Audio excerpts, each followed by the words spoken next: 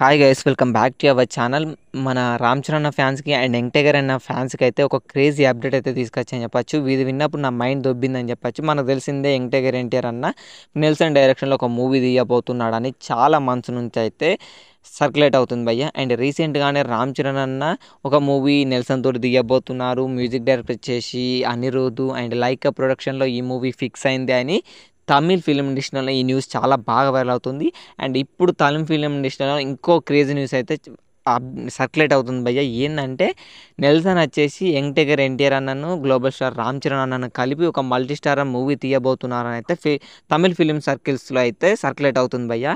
And ఇది ఎంతవరకు నిజమని తెలియదు కానీ వేరే లెవెల్ అని చెప్పచ్చు. ఒకవేళ ఇది నిజమైతే బాక్స్ ఆఫీస్ రికార్డ్స్ మళ్ళీ బ్రేక్ అవుతాయని చెప్పచ్చు. త్రిబుల్ ఆర్తో ఎలా అయిందనేది. అండ్ త్రిబుల్ ఆర్ 2 కూడా ఉంది.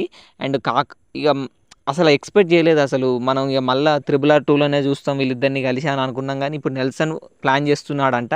అండ్ ఇది నిజమో కాదో తెలియదు భయ్య. ఒకవేళ నిజమైతే బాక్స్ ఆఫీస్ రికార్డ్స్ బద్దలైతే వేరే లెవెల్ కలెక్షన్స్ వస్తాయని చెప్పచ్చు.